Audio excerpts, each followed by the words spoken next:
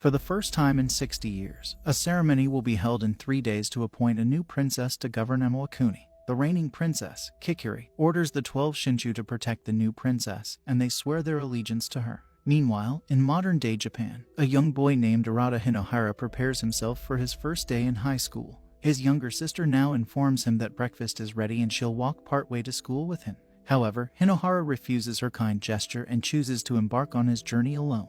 Next, it is revealed that despite enduring severe bullying during middle school from a boy named Katoaki, Hinohara managed to form a friendship with a guy named Suguru. Later, Hinohara showcases his excellent running skills, prompting the coach to suggest that he join the sports club. However, Hinohara refuses and reveals that he's not interested in sports at all. Subsequently, Hinohara encounters Katoaki, who informs him that nothing has changed since middle school and that he will continue to bully him. On the other hand, while being surrounded by bullies, Suguru reveals that he is tired of Hinohara's presence and that they were never friends to begin with. Overhearing this, Hinohara's trust shatters. The scene then transitions to Arata of Emawakuni as he attempts to flee from his grandmother, Makari. However, she retaliates by attacking him with her Amatsurugi, leading to his unsuccessful escape. Later, it is revealed that Arata belongs to the Haim clan and has the chance to become the ruler of Emawakuni. However, there is one condition. He must disguise himself as a girl since only princesses are permitted to govern Emawakuni. Katoha, his childhood friend from the anime clan, encourages him and offers to assist, but Arata refuses to dress like a girl. Consequently, Makari reveals that only a daughter of the Haim clan who possesses Amatsurugi can ascend to the throne of Emawakuni. Unfortunately, the Haim clan has not been blessed with a daughter for many years. That is why Arata must cross-dress as a girl to assume the role of the princess. However, Arata discloses that as a boy, he does not possess Amatsurugi, and if his true identity is discovered, it would result in his execution. Much to his surprise, Makari tells Arata that if the Haim clan doesn't have a daughter, the whole clan will be punished and wiped out. That's why she wants him to stay alive to protect their clan and the sacred Heigami, which is a divine Goshintai passed down by their ancestors. Then, Arata picks up the Goshintai, believing it to be a worn-out sword, and begins playing with it. Makari scolds him for his behavior, but her frail health causes her to collapse. Witnessing this, Arata accepts her requests and agrees to fulfill her demands. Later, while journeying to the capital, Katoha reveals to him that only a daughter of the Haim clan who possesses Amatsurugi can control the Heigami, the gods of their world. Furthermore, Princess Kikiri has reached old age, and the Haim clan has not produced any daughters in the past 30 years. As a result, she has ruled for 60 years, so the fate of their nation now rests upon the upcoming ceremony. Arata, finally dressed as a princess, comes to understand that this act is merely a means to buy time while they continue searching for a genuine daughter of the Haim clan, who can fulfill the role and ensure the survival of their nation. Katoha tells him that the ceremony will go on for 3 days, and he only needs to hold on for that duration, feeling overwhelmed with tension. Arata expresses his desire to vanish into a distant world. Afterward, Katoha presents him with the Michihi no Tama, a charm she received from Princess Kikiri during her service in the capital. As a result, Arata becomes even more determined to deceive the princess and rescue his clan. Later, the ceremony commences, and Arata instructs Katoha to return to the village and lead the villagers to a distant location, ensuring their safety. Meanwhile, he resolves to buy them time by facing the challenges of the next 3 days alone. Afterward, he encounters Princess Kikiri and is taken aback by the fact that she does not resemble an old crone as he had expected. To his relief, she fails to see through his disguise, and the ceremony begins with the 12 Shinshu attentively observing her. Arata feels embarrassed but intends to confess to the princess. However, Kanagi arrives and slashes the princess, causing her to collapse. Luckily, she encases herself in a cocoon to survive. Arata realizes that the 12 Shinshu has betrayed her, while Kanagi realizes that Arata is a boy. Kanagi tries to kill Arata, but he manages to escape temporarily by jumping into the water. Then, Kanagi falsely accuses Arata of killing the princess while disguised as a woman and fleeing. To make matters worse, Kanagi labels Arata a traitor and orders his immediate capture for execution. Meanwhile, Arata goes to the dangerous Kando forest, known for devouring people, while Katoha tries to find him. On the other hand, Hinohara decides that he will never trust anyone again and wishes to vanish somewhere. Suddenly, Arata and Hinohara find themselves in the same location, causing their positions to switch inexplicably. Hinohara, unaware of the switch, emerges from the Kando forest, bewildered about his whereabouts. However, Kanagi manages to find him, and strangely, an illusion hides the switch from others, allowing Hinohara to pass as Arata.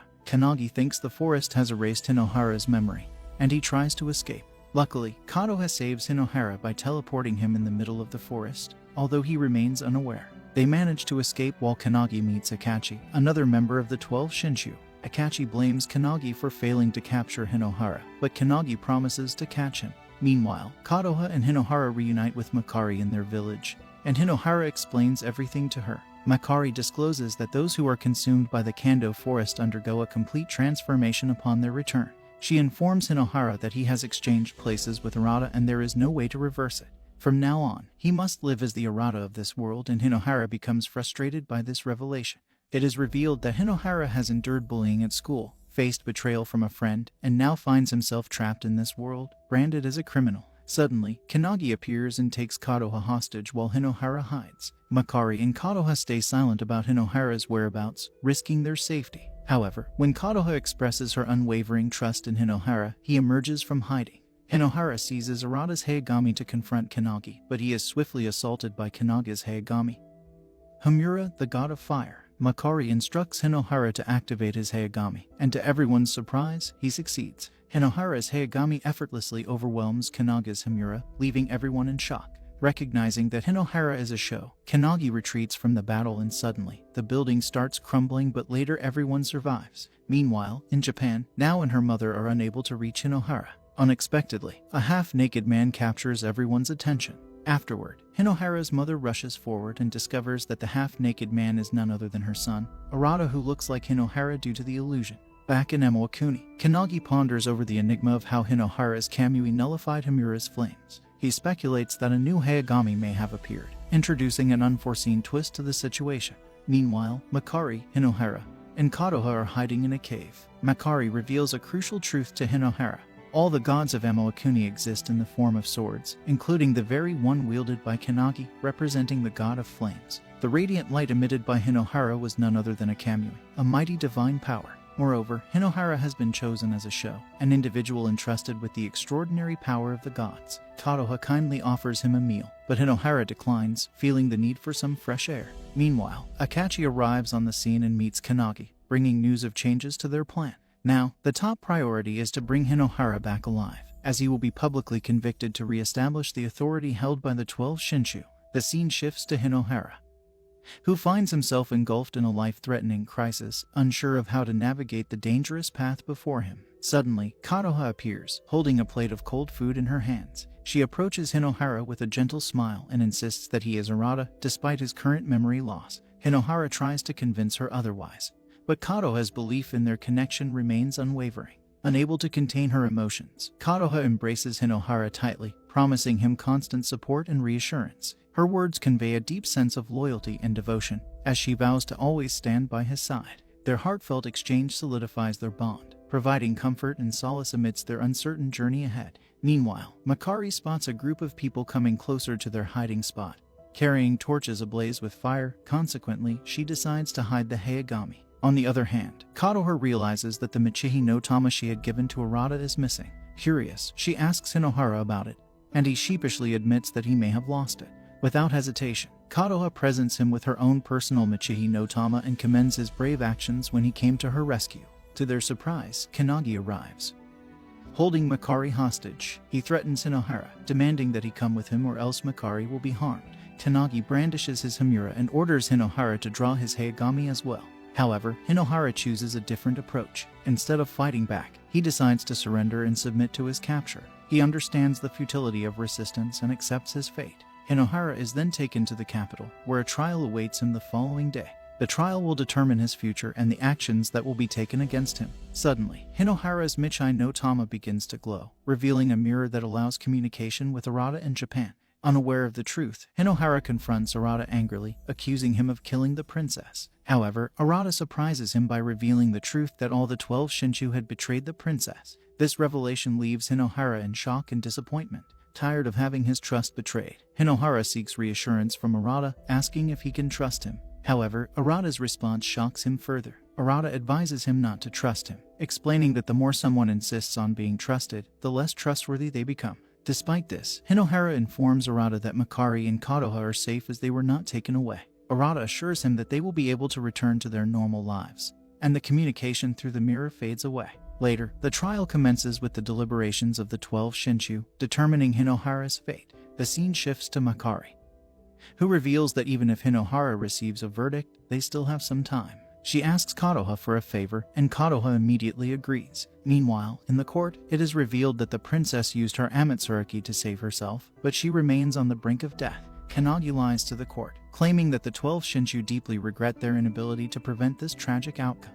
Disgusted by the lies, Hinohara shouts out the truth, accusing the 12 Shinshu of plotting the princess's murder and betraying her trust. However, the 12 Shinshu deny their involvement, and the people in the court demand Hinohara's execution. Kannagi delivers the final verdict, sentencing Hinohara to exile in Katoya, the ultimate hell. He explains that while Hinohara would typically receive the death penalty, it wouldn't satisfy him. Instead, Hinohara will reflect on his sins in Katoya, a living hell. Hinohara is taken away on an airship, with Kannagi declaring that he won't kill Hinohara until he discovers the truth about his Hayagami. Later, it is revealed that Kadoha purposely sneaked onto the airship and is now also sentenced to Katoya with Hinohara. However, she gives Hinohara his Hayagami and informs him that it is useless unless wielded by its show. Hinohara attempts to activate it again but fails. Suddenly, his Michihi no Tama glows once more, and he and Kadoha are transported to an unknown world where they encounter Princess Kikuri. It is revealed that Kikuri has chosen Hinohara as her new Shinshu, and she humbly asks him to listen to her plea. She tells him his words during the deliberation made her quite happy, and she realized his true sense of justice.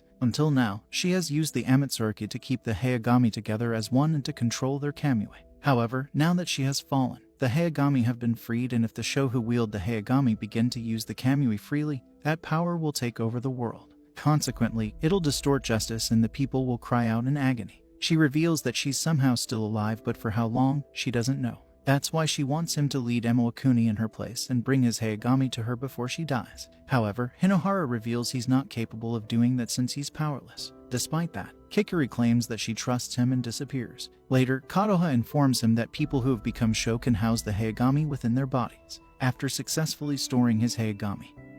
Hinohara and Kadoha arrive at the mysterious island of Gatoya. They find themselves surrounded by strange prisoners, who immediately label Hinohara as a killer. Two young boys, Kanate and Jinchai, step forward to challenge him. Kanate, the redhead, launches an attack, but Hinohara skillfully dodges all of his strikes. Suddenly, the ground starts to shake, signaling the beginning of the hour of reckoning.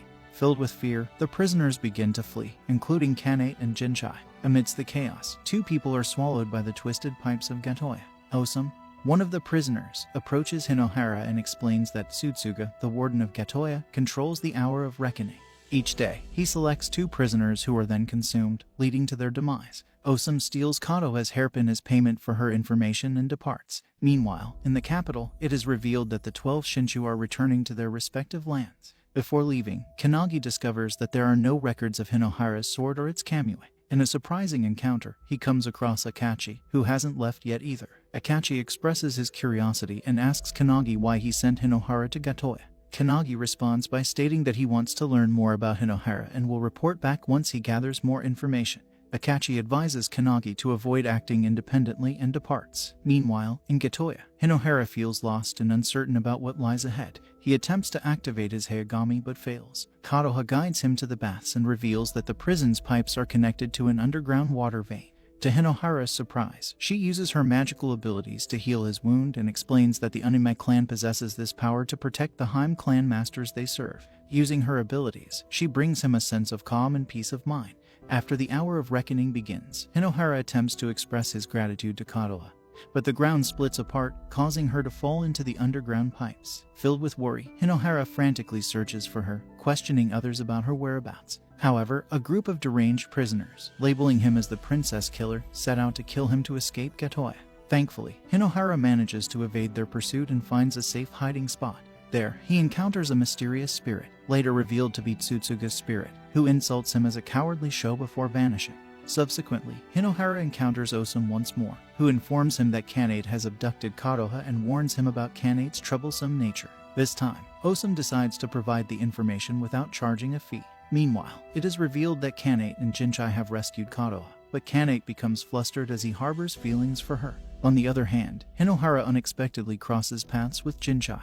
Feeling shy and concerned, Kanate decides to check on Jinchai, only to find him unconscious near Hinohara. Filled with anger, Kanate launches an attack on Hinohara, but this time Hinohara skillfully blocks all the strikes with his sword. Determined to protect Kadoha, Hinohara's resolve strengthens. Suddenly, one of Bluebeard's minions, Zanji, appears to attack Jinchai. Swiftly, Hinohara delivers a powerful kick to defeat the minion effortlessly. Jinchai reveals that earlier, he was attacked by other prisoners who stole his precious ring, but Hinohara came to his rescue. Enraged by the theft, Kanate asks Hinohara to take care of Jinchai while he goes to retrieve the stolen ring from the prisoners. Kadoha uses her healing abilities to nurse Jinchai back to health, and he shares his past with her. As a child, he was kidnapped by a gang of thieves, but Kanate became his older brother and protected him. Unfortunately, when the gang faced false accusations, Kanate and Jinchai were framed for what happened, resulting in their imprisonment in Gatoya. Jinchai's ring holds great sentimental value, as it was given to him by his mother when they were separated. Filled with determination, Hinohara resolves to deliver his Hayagami to Princess Kikiri and find a way to escape from Gatoya. However, Jinchai reveals that it's nearly impossible because Warden Tsutsuga is a show who possesses a Hayagami, holds ultimate authority, and cannot be defied. Suddenly, Kanate returns unharmed with the stolen ring and instructs Jinchai to hide it. He expresses his gratitude to Hinohara for saving Jinchai and challenges him to resume their interrupted fight. As they prepare to clash, the hour of reckoning strikes again, and Tsutsuga engulfs Kanate in his monstrous form. Tsutsuga then turns his attention towards Hinohara, but Jinchai bravely pushes him aside and is swallowed in his place. Filled with anger and determination, Hinohara vows to save both Kanate and Jinchai, unleashing his resolve to confront Tsutsuga and challenge the prison's oppressive rule. Hinohara and Kadoha venture through the prison's pipe-filled path, searching for Kanate and Jinchai. Kadoha feels scared, but Hinohara assures her that he will protect her. Meanwhile, Kanate and Jinchai wake up, finding themselves tied up to the pipes. Despite Kanate's efforts, he struggles to break free from his restraints, and Tsutsuga announces the beginning of the judgment process. Meanwhile, Hinohara and Kadoha coincidentally encounter Osum, who invites them to come down. However, Hinohara denies it and informs her that he has to save his friends. The only way to do that plus break out of this prison is by defeating Tsutsuga, which shocks her. She advises him to renounce his cause, but Hinohara respectfully refuses, and she returns Kadoha's hairpin she stole earlier. On the other hand, Kanate pleads for his life and Tsutsuga gives him one last chance. He orders him to fight Jinchai. The winner between them will be declared innocent and set free. What's worse is, if he refuses he'll die, so out of helplessness, Kanate agrees. Tsutsuga throws their weapons, but Jinchai begins crying and refuses to fight his brother. Kanate gets furious and urges him to fight while rushing at him. Meanwhile, Hinohara and Kadoha finally find them only to witness them fighting each other to death. Hinohara steps in and tells Tsutsuga to stop this madness, but he refuses to allow anyone to interfere with his sacred judgment and attacks him. Hinohara effortlessly dodges all of Tsutsuga's attacks while Kanate gets aggressive with Jinchai and tells him he's not his brother anymore. Suddenly, he jumps at him and Jinchai unintentionally lands a final blow, defeating his brother. The scene then shifts to a flashback, where it is revealed that Kanate's brother kidnapped Jinchai and instructed him to look after him. Consequently, the bond between them grew stronger and Kanate promised Jinchai that one day he'll take him back to his mother. Afterwards, Hinohara realizes that Kanate lost intentionally to free Jinchai and Tsutsuga declares Jinchai the winner. However, much to everyone's surprise, he goes against his word and grabs Jinchai by declaring him a murderer. Consequently, Hinohara draws out his sword and intervenes to save Jinchai. Tsutsuga gets furious and aggressively tries to swallow Hinohara, but he manages to evade him while all the prisoners watch their battle. Unfortunately, Hinohara gets blown away in midair and barely manages to save himself with his sword. Meanwhile, it is revealed that Kanagi is approaching Gatoya to meet Hinohara. Tsutsuga arrogantly informs him that a show who cannot use his Hayagami can't oppose him. Hinohara runs out of energy. However, the urge to live up to everyone's trust causes him to activate his Hayagami. He effortlessly annihilates Tsutsuga's pipes with his Hayagami and defeats him in a single blow. Ultimately, he meets Tsutsuga, an old man whose sword is stuck in his stomach and he's immobilized. Hinohara tries to free Tsutsuga from his pain, however, he is taken to his memories. There, it is revealed that he used to be a fair warden with a strong sense of justice. He trusted the prisoners and gave them the opportunity to repent themselves, but one day, he was betrayed and killed. Consequently, he transformed his Hayagami into a demon and merged with it. With the power of the demon, he restructured Gatoya to imprison all the sinners for eternity. He urges Hinohara to kill him, but instead, Hinohara tries to remove his demonized Hayagami from his body. Consequently, the power of darkness overwhelms him, but Hinohara refuses to give in. Despite the betrayal, he claims that he still has faith in his friends and saves Tsutsuga, which shocks him. Then, the true form of Saniwa, Tsutsuga's Hayagami of Judgment, reappears. Unexpectedly, Tsutsuga submits his soul to Hinohara's Hayagami and tells him to restore Gatoya to its original form.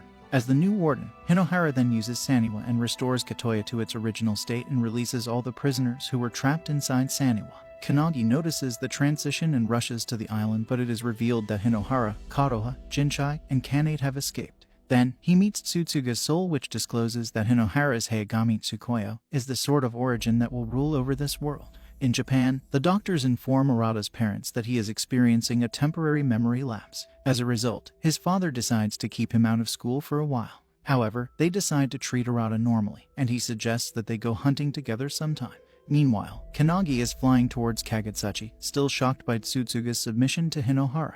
On the other hand, Kanate, Jinchai, Kadoha, and Hinohara have successfully reached the island. Kanate reveals that they are currently in Narutaki, which is quite far from the capital. Hinohara ponders whether they will be able to reach the capital, and Kanate informs him that they would have to pass through Kanaga's domain if they set out from Narutaki. Kadoha adds that Emawakuni is divided into 12 domains, excluding the capital, and each domain is ruled by one of the 12 Shinshu. In a sudden turn of events, Jinchai catches sight of distant bonfire smoke on the island and alerts the others. Kanate finds it peculiar since there are no known villages in the vicinity. Suspecting that it could be Kanagi, Hinohara and the group decide to investigate and ascertain the source of the smoke. Subsequently, it becomes clear that the bonfire was set by regular villagers who have established a camp in the forest. Jinchai recognizes Kiruni among them, realizing that these are people from his village. With joy and relief, he reunites with his mother and introduces her to Kanate, who receives heartfelt gratitude for saving Jinchai. However, Kanate starts to feel a sense of unease. In the conversation that follows, Kiruni explains that with the princess's downfall, chaos is poised to engulf the nation. As a preemptive measure, they decided to migrate to the borderlands before the outbreak of war. Kanate adds that ultimately, only one person can rule a nation, a king or a princess. Kadoha further elaborates that the king is the highest-ranking Sho, and in the past, the 12 Shinshu fought amongst themselves for the throne. However, the princess took control of the Kamui and assumed the throne, bringing about a period of peace. Now, with her absence, the nation is likely to regress into an era of warfare. Amidst their conversation, Jinchai interrupts to inform Kanate that they need to continue their journey. They eventually make a stop near a secret waterfall. After Kiruni informs them that the path to the borderlands only opens once a month, he bids farewell to Hinohara and Kadoha, leaving them to continue their journey alone. Subsequently, Jinchai also bids them goodbye, eager to move forward with Kanate. However, a sudden turn of events unfolds. Kanate makes the unexpected decision to stay behind, causing the path to begin closing. Jinchai's mother quickly seizes the opportunity and takes him away, leaving Kanate behind. With a heartfelt farewell, Kanate advises Jinchai never to leave his mother's side again. To their astonishment, Kanate reveals that it was his friends from the thieves' gang who had attacked Jinchai's village and separated him from his mother. In a surprising act of compassion, Hinohara extends an invitation for Kanate to join his squad, acknowledging the depth of his past actions. Together, they set off towards the capital, their destination ahead. After some time of traveling, Hinohara feels exhausted and decides to take a well-deserved break. Sensing his fatigue, Kadoha offers him a piece of meru meat, a local animal of Emawakuni known for its energizing properties. Meanwhile, in Japan, Arata grows weary of his mundane meals and finds himself longing for the taste of meru meat. Then, the scene transitions back to Hinohara, who unexpectedly spots a meru nearby. Initially, Hinohara perceives the creature as a dangerous and peculiar beast, but Kadoha reassures him that merus are not aggressive. To their surprise, the meru suddenly starts pursuing them, prompting Hinohara, Kadoha, and Kanate to run for their lives. They manage to evade it while it continues its relentless chase. Eventually, they encounter a young girl named Honi, who confesses to stealing a meru egg for her mistress. It becomes apparent that the angry meru is reacting to the theft. Out of nowhere, the persistent meru reappears, this time singling out Kanate as its target, causing him to frantically flee. Meanwhile, Honi opens up about her intention to give the stolen meru egg to her pregnant mistress, as the eggs are considered highly nutritious. However, their hopes are dashed when the egg unexpectedly hatches, revealing a baby meru instead, crushing Honi's plan. Just then, Kanate returns accompanied by a man named Ohika. In a sudden turn of events, Hinohara collapses from exhaustion. Fortunately, Ohika takes it upon himself to bring Hinohara to his home, where his wife Fuyo provides him with the necessary medicine to alleviate his fever. While recovering, Hinohara glances at his phone and notices a text message from Suguru requesting to borrow a game. Choosing to ignore it for the time being, Hinohara finds himself engrossed in the current situation. In a surprising revelation, Kanate fills in Hinohara, disclosing that Ohika is Kanaga's loyal Zokusho. Zokusho are the trusted servants of the 12 Shinshu. and if Oika discovers the truth about Hinohara's identity, it could spell trouble for him. To their astonishment, Oika arrives at that very moment. Later, Oika utilizes the power of his Hayagami's Kanri to reconstruct Kanate's weapon. He explains that Kanri can also create farm tools and occasionally armor. Oika shares his positive experiences with Kanagi, emphasizing the respect and camaraderie between them. He mentions that when he shared the news of his wife's pregnancy, Kanagi was genuinely happy for him. Meanwhile, Honi expresses her admiration for Oika and her desire to wear a dress like Kato. In response, Kadoha offers to assist her in achieving that goal. The scene then shifts to Kanagi, who stands by the grave of his beloved Amisu. Using his Hayagami, Hamura, he creates a protective barrier and vows to ascend to the throne in her honor. Suddenly, a soldier approaches and informs him of trouble at King's residence. Kanagi rushes to investigate and discovers that Akachi has slain his Zokasha. On the other hand, Oika shares that the battle for the throne has already commenced, but he has no interest in participating. He values his peaceful life with his family and wishes to continue living that way. However, Oika expresses his belief that not all shows share his peaceful perspective. He introduces the concept of claiming the throne without resorting to violence. If all the show willingly submit to one individual and unite their Hayagami, it is possible to ascend without bloodshed. Submission occurs when a show passes on their soul and Hayagami to another show, allowing their soul to live on within the Hayagami it was submitted to. Oika surprises Hinohara by revealing his knowledge of the events that unfolded in the capital in Gatoya, hinting at his awareness of Hinohara's true identity. To Hinohara's relief, Oika states that if Tsutsuga submitted to Hinohara, it indicates his innocence. Suddenly, a soldier interrupts their conversation to inform Oika of a visitor. Afterward, Oika bumps into Honi, who is dressed in Kadoha's attire, and he commends her. Then, he assigns her a special task. Honi later informs Hinohara and his group that Oika has instructed them to leave the village. Meanwhile, Oika and Fuyo encounter Akachi, who reveals Kanagi's involvement in the plot to assassinate the princess. Akachi tells Oika that Kanagi has forsaken his allegiance to the princess to pursue his ambitions of becoming king and seeks to eliminate Hinohara.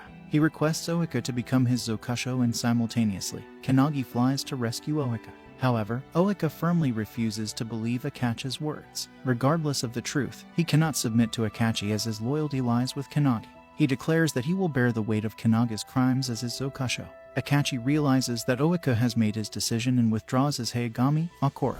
He then threatens to kill Fuyo, who is pregnant, unless Oika voluntarily submits to him. Akachi warns that if Oika refuses, he will watch Fuyo die before being forced to submit. Amid the tense situation, Hinohara prepares to intervene with his Tsukuyo, but Oika senses his presence and stands firm in his decision. He agrees to submit to Akachi's demand, but he requests that Akachi give his word not to harm his wife, family, or guests. Akachi reluctantly accepts Oika's plea. However, to everyone's shock, Akachi goes against his promise and kills Oika's servants. Afterward, he mercilessly kills Fuyo as well, and, out of shock, Honi becomes unconscious. Then, he tears down the cloth hiding the presence between him and Hinohara's group, but Kanagi arrives. Out of anger, he asks Akachi the reason for murdering all his Zokashos, to which he replies that the battle for the throne has begun. Both of them summon their Hayagami and a fierce battle initiates between them. Kanagi attacks him with Himura, but Akachi's Okoro blocks his flames successfully. Then, Akachi switches to the offensive and attacks Kanagi, but Kanagi successfully evades his attacks. Akachi then destroys his airship and launches a powerful attack which diverts Kanagi's attention and inflicts damage upon Kanagi. Consequently, Akachi seizes the opportunity and gains the upper hand while the others get blown away in the air, but Hinohara saves them. Kanagi furiously asks Akachi the reason for all the killing again. This time, he reveals that Amisu loved him, yet he failed to save her from the flames, which distracts him for a while. As a result of which, Akachi steals his Hayagami and forcefully tries to submit its power to him. Kanagi still doesn't give up and tries to assault him, but Akachi blocks his punches. Akachi then calls Kanagi a traitor and wishes that the agony will remain with him forever, along with the sin carved into his right shoulder. Afterward, Akachi reveals that he won't kill him and instead, he'll force him to submit himself. Unable to withstand this unfairness, Hinohara intervenes and calls Akachi a demon with no soul. However, Akachi replies to him that once you become a show, it's either submit or be submitted to. Afterward, he grants Kanagi a reprieve to let him continue to suffer in his agony and leaves. Later, Honi requests Kanagi to bring her master back, but he replies that he cannot because once a show who's been submitted and absorbed by another's Hayagami, he can never return. He shouts that he can't retrieve Oika and gets frustrated since he lost his Hayagami as well. Honi begins crying in agony and Kanagi prepares to leave. However, Hinohara interferes. He blames Hinohara for the war and for betraying all the Zokushos who believed in him. However, Kanagi reveals that they were under the control of the princess all the time and he couldn't let this opportunity pass him by. He wished to set Hamura free, but now he has failed miserably. Out of regret, he leaves and Honi tells Hinohara that she despises all the show including him. Afterwards, Hinohara leaves, but Kanate reminds him he has to lead the nation one day. Much to his surprise, Hinohara snaps and tells him that he will never become the king. Meanwhile, in Japan, Arata notices Suguru waiting for him outside his house. However, when he calls him, Suguru begins to run away, but Arata catches him instantly. Afterwards, Suguru gets surprised, which confuses Arata, and he asks him the reason. Therefore, Suguru reveals that he hasn't been coming to school lately, which is why he was surprised. Then, he returns the movie Arata lent to him and thanks him before leaving. The scene then shifts to Hinohara sitting alone and blaming himself for the death of Fugo. He wishes to get stronger without causing any violence and make Akachi submit to him. However, Kanate informs him of the reality. He can either sit idle and sulk forever, or he can get stronger to lead the nation one day. Consequently, Hinohara realizes that he was being irrational, and Kadoha informs him that his Heigami is the legendary Heigami named Tsukuyo. It is the sword of origins, one that doesn't fight but will reign over the world. Hinohara summons Tsukuyo by its name and gains full control of it, while Kanagi notices the light from afar. The next day, Hinohara promises Honi that he'll rescue Oika from Akachi. Meanwhile, in Japan, Arata goes to school and meets Kadowaki. He believes Kadowaki is Hinohara's friend and wishes to know everything about Hinohara from him. However, before Kadowaki could say something, suddenly, Hinohara's mother intervenes and takes him with her. Later, it is revealed that she told the principal that the memory of her son hasn't returned yet, but he insisted on going to school, therefore she requests him to stay lenient. Meanwhile, out of anger, Kadowaki summons Arata to the roof and calls him a liar who's faking amnesia. Anyhow, Arata gets tired of his big shot attitude and Kadowaki tries to punch him. Much to his surprise, Arata blocks it effortlessly and kicks him in the gut before leaving. Back in Emawakuni, Kadoha falls while crossing a river and Hinohara decides to take a stop in the grove they passed earlier. At the same time, Kanagi observes them from afar, and later it is revealed that Kadoha's ankle has been swollen. Kanate asks her if she can heal it herself, to which she replies negatively. She reveals that the members of the Uname clan can't heal themselves. Consequently, Kanate goes out to look for medicinal herbs, leaving Hinohara all alone with Kato. Later, she hugs him and proclaims that sometimes she feels like he's far away from her and it makes her feel lonely. She's implying that she has feelings for him, but Hinohara ignores her and goes out because he's not Arata. Afterward, he again meets Arata through the Michihi no Tama and fills him in with all the information about the recent event. Arata realizes that things are getting dicey in Emawakuni and asks him about Kadoha. However, Hinohara ignores his question and asks him how he feels about Kadoha. Arata reveals that they've been friends since their childhood and he considers Kadoha her little sister, a precious little sister he has to protect in any circumstance. Consequently, he requests Hinohara to protect Kadoha in his place, and the scene shifts to Kanate, who reaches Amisu's grave. He finds the medicinal herbs on her grave, but suddenly, he gets surrounded by huge flames. On the other hand, Arata informs Hinohara that he went to the school and beat up a guy named Kadowaki.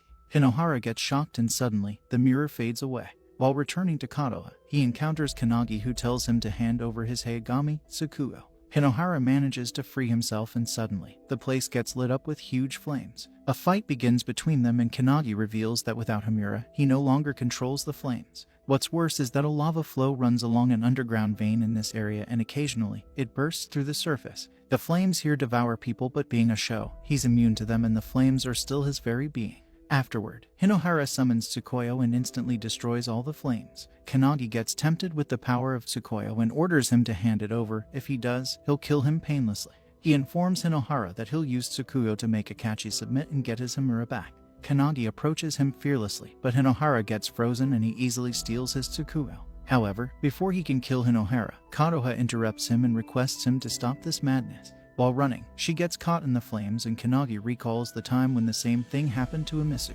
Hinohara uses this opportunity to run away from Kanagi and jumps into the flames to save Kato.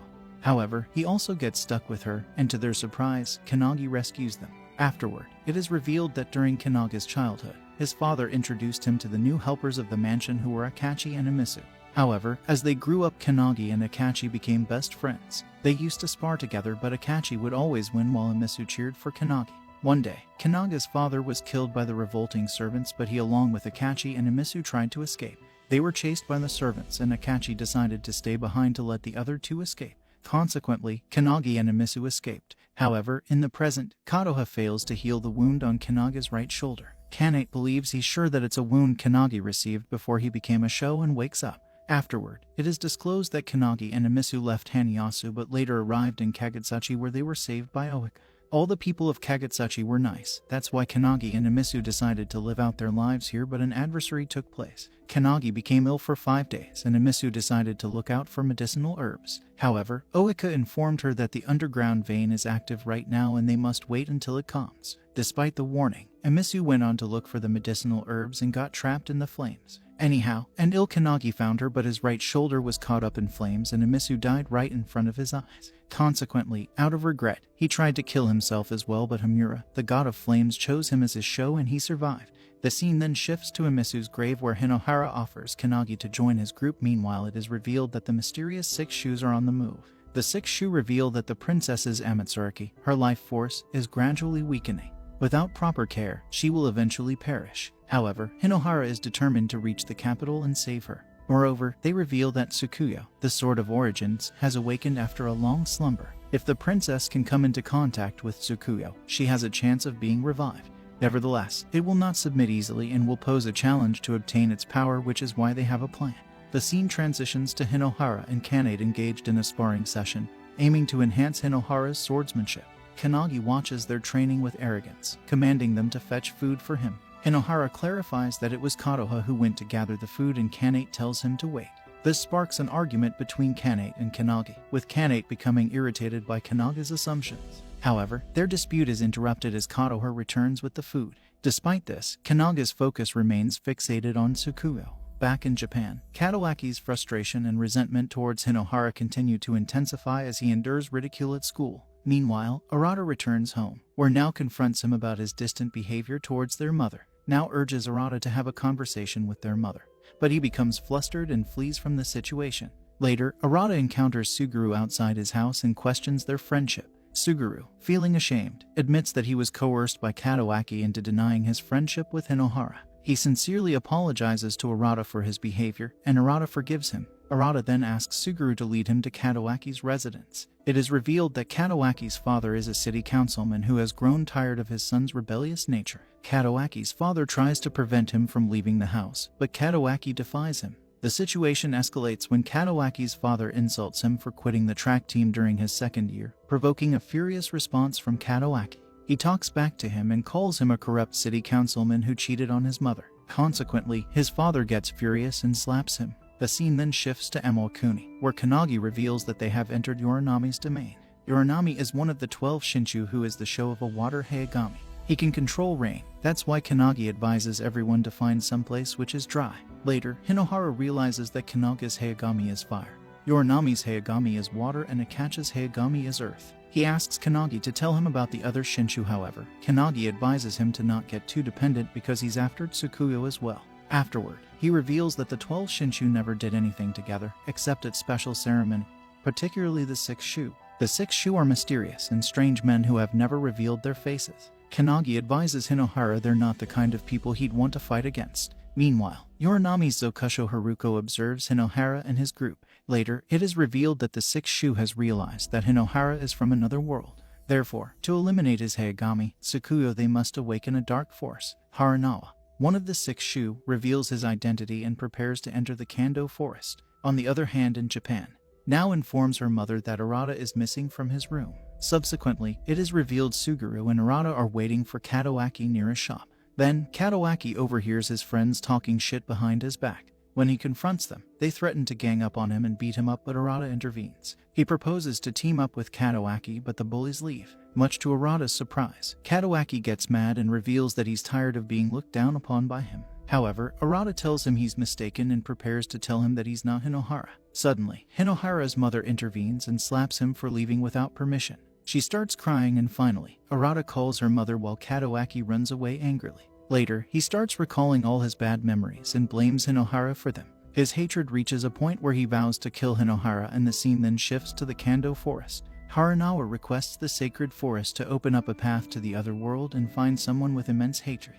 Consequently, he switches places with Katawaki, and later, Katawaki successfully emerges from the sacred forest. The sixth shoe fills him with all the information about Hinohara and tells him that he intends to become the king of Amalakuni. Katawaki believes he's a coward who can't become the king, and the sixth shoe order him to become a show himself. If he becomes one of them, the 12 Shinshu, he can have the opportunity to defeat his nemesis Hinohara by himself.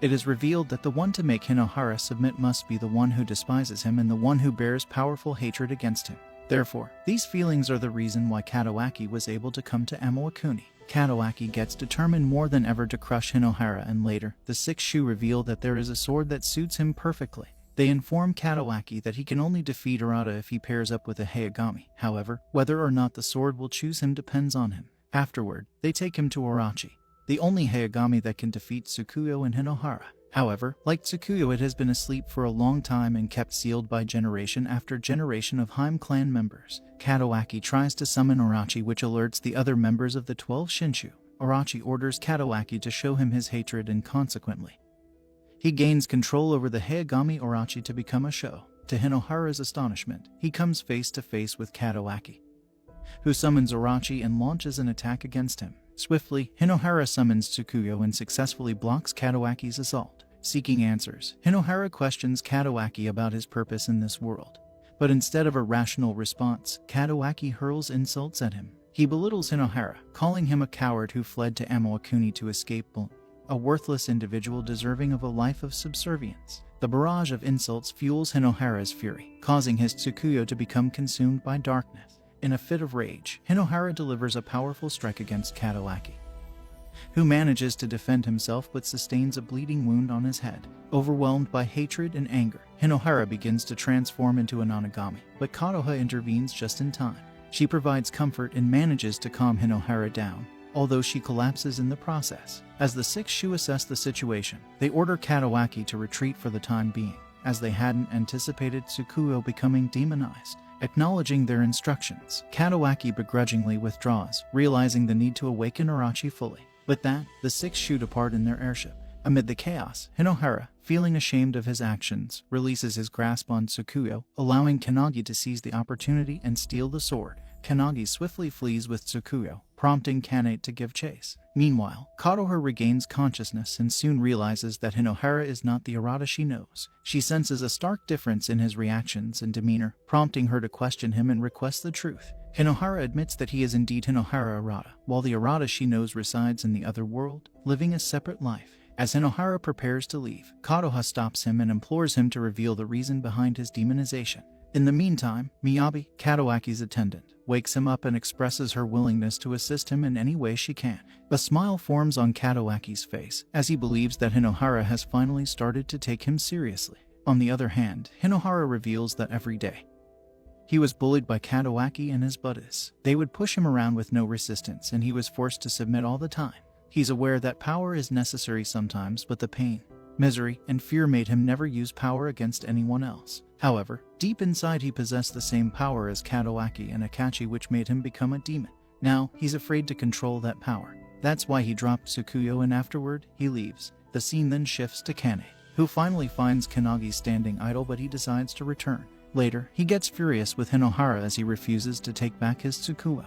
However, Kanagi tells him that his Tsukuyo is heavy with the burden of responsibility, and Hinohara accepts his Tsukuyo. The next day, Hinohara spars with Kanate again, but Kanagi interferes with them and tells Hinohara to spar with him instead. During the sparring, Kanagi tells him that Katawaki has become a member of Six Shu. He warns him that Katawaki will come after him again and advises him to be stronger. Afterward, Kanagi throws away Hinohara's Tsukuyo in the forest and tells him he's not worth believing at the moment. He orders Hinohara to find Tsukuyo before sundown, and if he fails he must leave them at once. Later, Hinohara finds a wolf with Tsukuyo in its mouth and starts chasing the animal. While running, he ponders whether he'll be able to control Tsukuyo or not, and suddenly, he recalls his good memories with Katawaki. He regains his faith in himself, and the scene then shifts to Katawaki. He tells Miyabi that he despises Hinohara and that one day he'll crush him. However, Miyabi claims the fact that he can't stop thinking about him means that he likes him.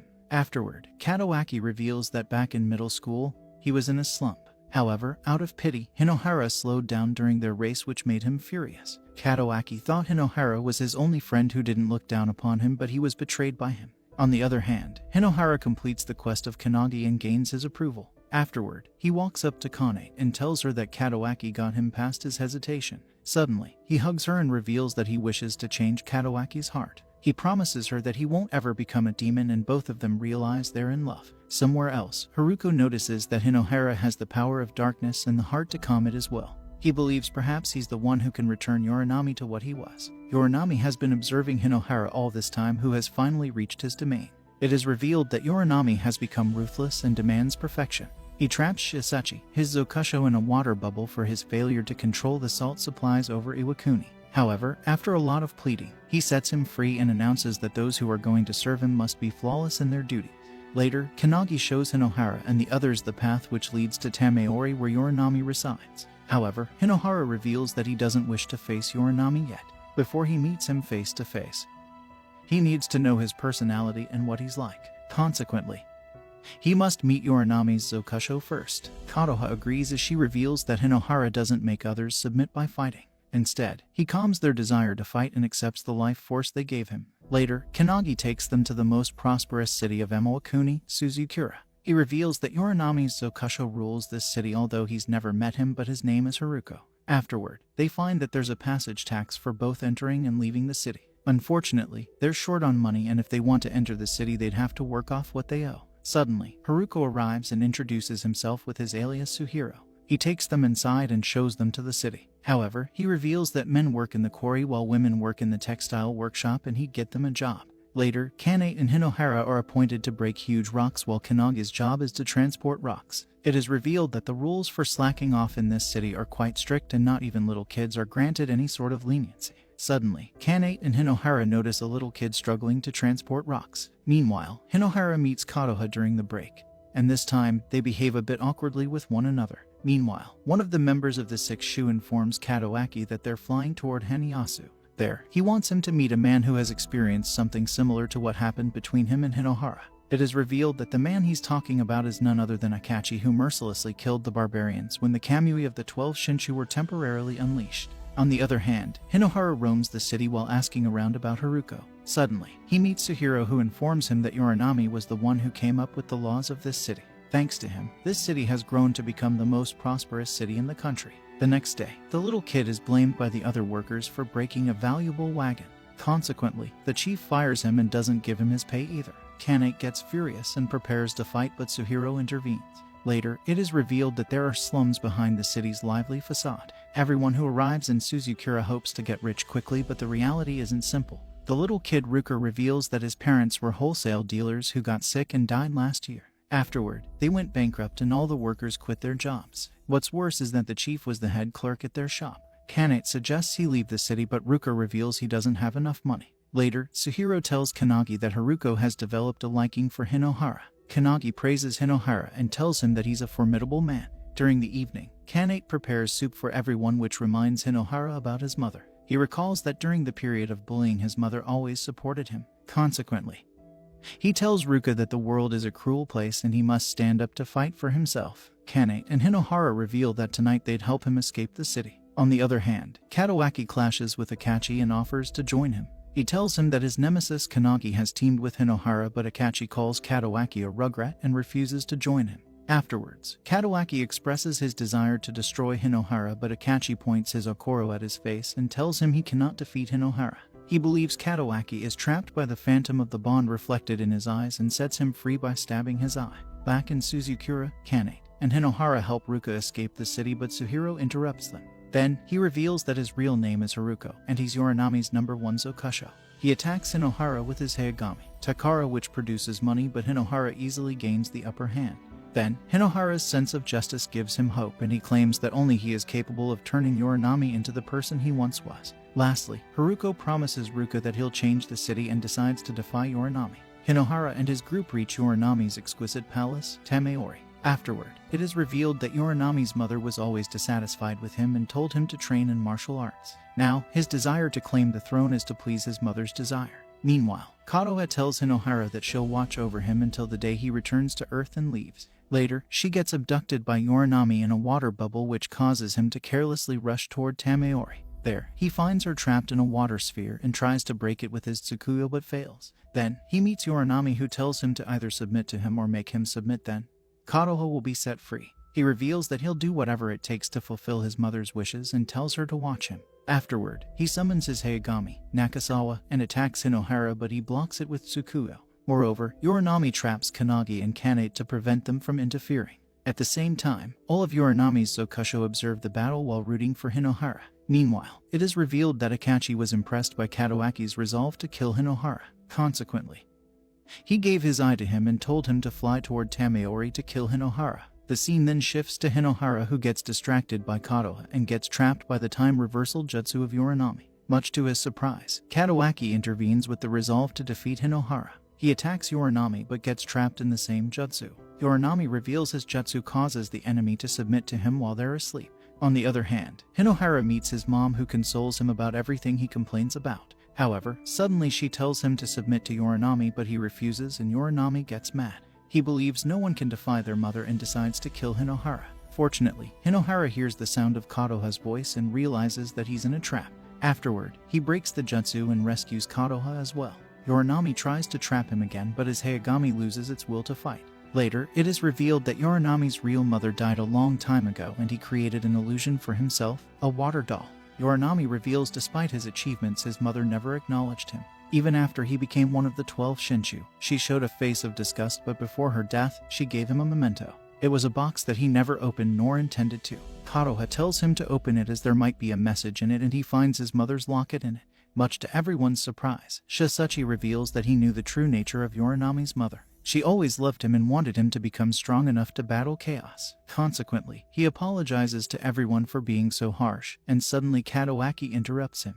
Katawaki tempts Hinohara to become a demon and kill him, but he refuses. Hinohara reveals he'll change his heart. However, Katawaki calls him a fool. Katawaki reveals his heart only yields to power and orders Hinohara to fight him. Kanagi notices that Katawaki's Hayagami, Orochi, has evolved. The two exchange blows with their swords and the battle between the two Hayagami begins. Hinohara tries to run away and Kikuri tries to connect with them. Meanwhile, Katawaki continues to attack using Orochi and orders him to submit to him. Kanate and Kotoha cheer for Hinohara, which makes him realize that he's carrying the trust of numerous people. Katawaki gains the upper hand, but everyone else decides not to intervene as it's Hinohara's fight. Yorinami reveals since Tsukuyo doesn't possess offensive Kamui, it can do nothing if it can't nullify Orochi's Kamui. Consequently, he bids farewell to everyone and decides to submit to Hinohara. Hinohara shows reluctance, but Kanagi informs him that submitting to another is not to be killed or sacrificed. Rather, it is leaving one's life force in one's hands. Then, he urges Hinohara to accept Yorinami's life force. Consequently, Yorinami submits to him while destroying his palace, and the battle begins again. The two clash their swords, but this time Hinohara gains the upper hand and completely awakens his Tsukuyo. Tsukuyo's new light Sausei no Hinoa makes Hinohara appear like a king and he lands the final blow. Ultimately, he wins the fight and sends Katawaki flying. Afterward, Kotoha arrives and hugs him. In the aftermath, all of Yorinami's Zokusho also submit to him. Afterward, he informs Arata about everything while the Sixth Shu prepares a new plan to defeat Hinohara. Later, it is revealed that all the remaining 12 Shinshu aim to compete against Tsukuyo while Kanagi vows to defeat Akachi. Meanwhile, Katawaki praises Hinohara's strength and wishes to surpass him one day. Princess Kikuri, on the other hand, waits for Hinohara to arrive in the capital. That's all for today. If you enjoyed our video, do give us a like and subscribe to our channel for more amazing content.